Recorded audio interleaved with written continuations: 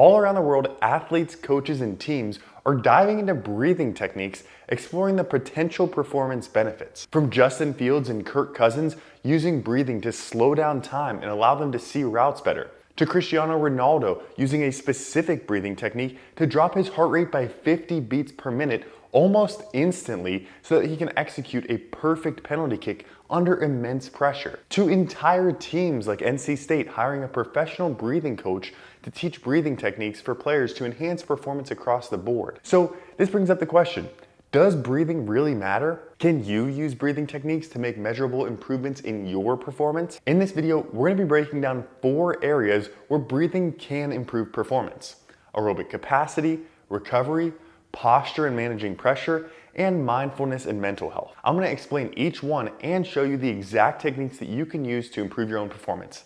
Let's go ahead and dive into it. Okay, let's go ahead and get started with the benefits of breathing for aerobic capacity. Because breathing isn't just about survival, it's about efficiency. And how you breathe can influence everything from how tense your body is during movement to your heart rate and your endurance. I've learned from doctoral level exercise physiology classes and from experience training thousands of athletes that how you coach breathing can make an impact on performance and the results of training. Let's start with how you breathe during conditioning and cardiovascular training. There's a specific strategy for low to moderate intensity activities like slow zone 2 jogs, and a different strategy for high intensity activities like repeated sprints. For low to moderate intensity activities, there's a lot of benefit to nasal breathing, meaning breathing through your nose. And one of the reasons that I'll recommend this to athletes during zone 2 low intensity training sessions is that it helps keep your intensity low. Basically, your body won't let you go above your aerobic threshold while nasal breathing. So you can be fairly certain that sessions done with nasal breathing are not going to cause significant fatigue from being over threshold. Overall, it keeps training sessions low intensity and more recoverable. And there are some other benefits to this nasal breathing technique as well, such as that it filters, warms, and humidifies the air, increases nitric oxide production, which lowers blood pressure and improves blood flow. It may also help athletes sustain energy for longer.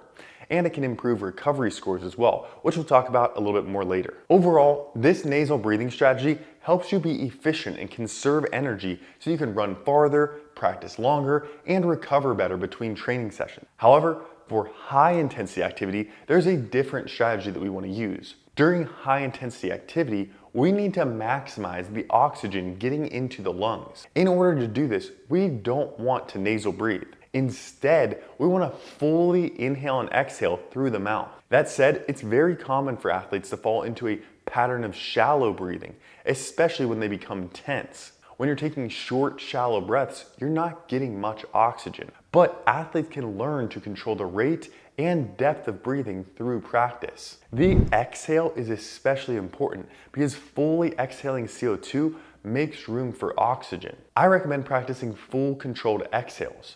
You can actually practice deep exhales at home or in the gym as well, which I'll show you the exact technique for later. For now, just know that during high intensity games or practice, it can be beneficial to extend the length and depth of your exhales.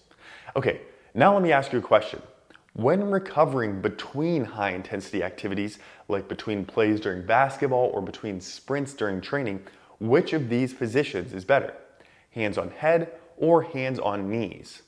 You may be surprised to find out that the physiology and the science of this actually goes completely against what your coach may have told you about keeping your hands on your head to fill your lungs. This study actually showed us that having your hands on your knees improves diaphragm excursion or diaphragm movement up and down, significantly enhancing recovery more than the hands-on head position. This is exactly what Michael Jordan did, and he was one of the best basketball players in the world. This is because hands-on knees posture aligns the pelvis and the rib cage to maximize excursion of the diaphragm up and down, helping to deliver more oxygen to the muscles. So if you want to maximize recovery between efforts, go hands on knees. So to take advantage of the science of breathing to maximize your aerobic capacity, 3 things. 1, nasal breathe for low intensity sessions. 2, instead of falling into a pattern of shallow breathing, work on keeping control of the rate and depth of your breathing.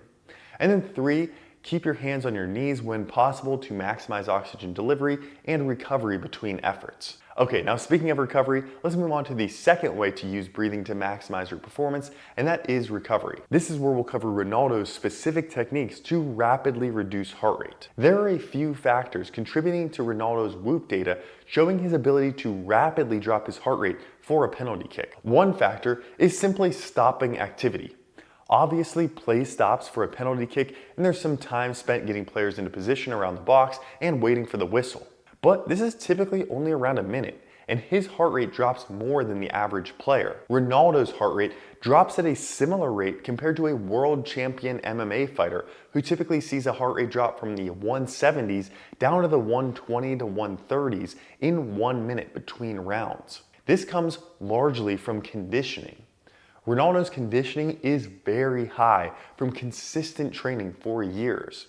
This is both aerobic from a lot of lower intensity skill training and running, but also anaerobic from high intensity conditioning sessions. If you want to have a heart rate that drops quickly between efforts, you need to have a combination of these two things. One is that slow aerobic training, for example, long skill training sessions on your feet at relatively low intensity, or steady state efforts jogging or on a bike for 30 to 90 plus minutes. And then two is interval conditioning with higher intensity efforts, such as 10 to 30 second high intensity efforts with about 2 to 3 minutes of rest between efforts. Beyond stopping activity and having good conditioning though, there's another aspect to Ronaldo's specific breathing strategy that maximizes recovery and drops his heart rate before a penalty kick. Ronaldo practices closed eye 4-second nasal inhale and a controlled exhale. He's able to maximize diaphragm excursion, likely due to practice and mental imagery of the situation. So taking a penalty kick, Ronaldo has a lower heart rate and more mental focus, allowing him to be more precise. This brings up the question, how can you practice breathing to gain this type of focus? One popular technique is called box breathing, and it involves 4-4-4-4 counts, a 4-second inhale, a 4-second hold, a 4-second exhale, and a 4-second hold. The box breathing technique likely originated in India, but was more recently popularized by Navy SEALs in books like Own Your Day, Own Your Life. I don't know for sure if Ronaldo practices this box breathing technique or the more advanced 4-7-8-4 technique with a 4-second inhale, 7-second hold, 8-second exhale, and 4-second hold. Either way though, these techniques are to be practiced when resting or recovering after training. In competition though, when your heart rate is high, you don't want to do the holds. Typically, it's best to just focus on extending the depth of the inhale and exhale to take in as much oxygen as possible. So overall, practice of techniques like the 4-4-4 box breathing can help you practice those long controlled exhales and can translate to better control and mental focus during a game or competition. In combination with mental imagery and preparation, this can help you achieve a full depth breathing and control of the situation during competition. Okay, next I want to get into part 3, posture and managing pressure. In this section, we'll cover some of the techniques that I've learned from two mentors of mine. Coach Dr. Zach Couples and Dr. Zaki Afzal worked as physical therapists in the NBA and NFL and used a lot of breathing techniques as an aspect of their training. There are a few points that I took away from them about breathing and posture and maintaining pressure that I want to share with you. Here's an example. In order to make room for oxygen, you need to fully expel CO2. This requires deep exhales and deep inhales like we've been talking about. I like to practice this in what we call a hook-lying position with the feet flat on the floor and squeezing a ball or a foam roller between the knees. Practicing in this specific position can be really helpful, especially for those who have tension in the lower back or struggle with activation of the deep core muscles. In order to get full deep exhales, you have to learn to drop the ribs down. In the hook-lying position with your feet flat and the ball between your knees, place the hands on the rib cage. Slightly squeezing a ball or a foam roller between the knees can engage the adductors in the deep core and ab muscles to help drop the rib cage down and encourage this full exhale. Just don't squeeze so hard that you actually end up increasing tension everywhere. Instead, think of it more like a 10 to 20% squeeze with full exhales, allowing the rib cage to naturally drop down without crunching the shoulders up. This is just one technique that often helps with reducing stiffness in the hips in the lower back. We can also use breathing in other positions like a hip hinge to cause relaxation of certain muscles. In that hip hinge position, Deep exhales can relax the glute muscles, which can help make measurable improvements in mobility reaching toward your toes. For example, hold a hip hinge position with the hands against the wall and practice 10 full deep breaths.